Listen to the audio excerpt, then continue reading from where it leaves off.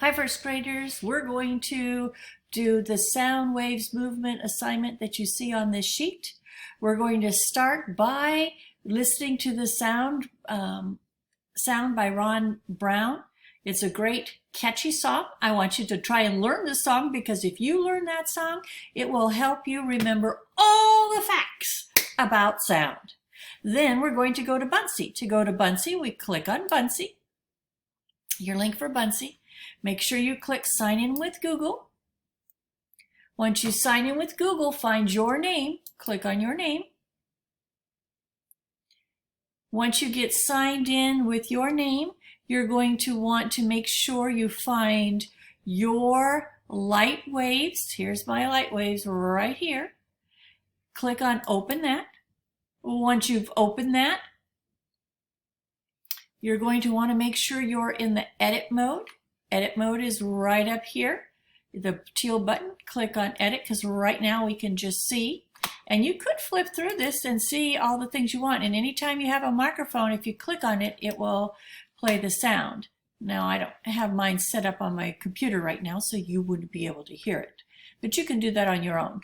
Then when you press edit, it'll give you the boxes down the left-hand side. See the boxes? These are our pages that we have in here already.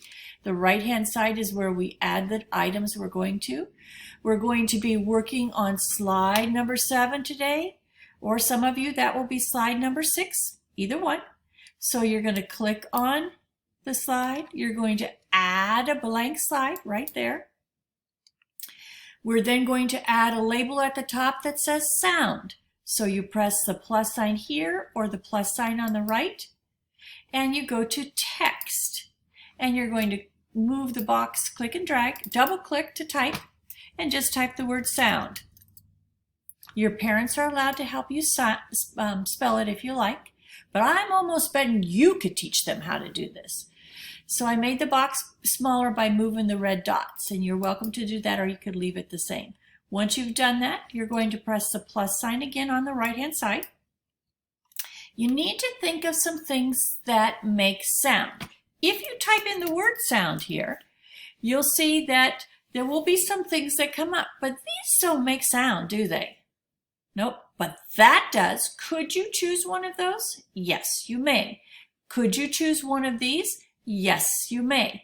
But if you can think of something that makes sound that doesn't show up here, you are welcome to try and put it in. So I know that singers make sound.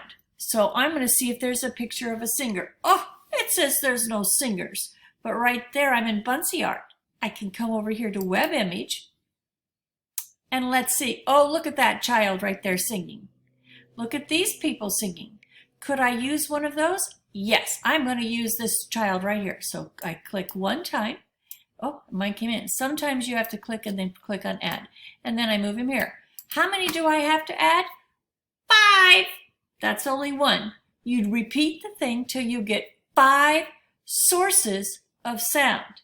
Now here's a trick question for you. I want you to think about it, and next week we'll try and answer that. Which is the source of sound? The person's voice singing here or the microphone? Ooh, that's a tricky question. Can you think of the answer? Which would be the source of the sound? The person singing or the microphone? If you have any trouble, make sure you email me or comment on here and I'll try to get back to you. Bye, first graders.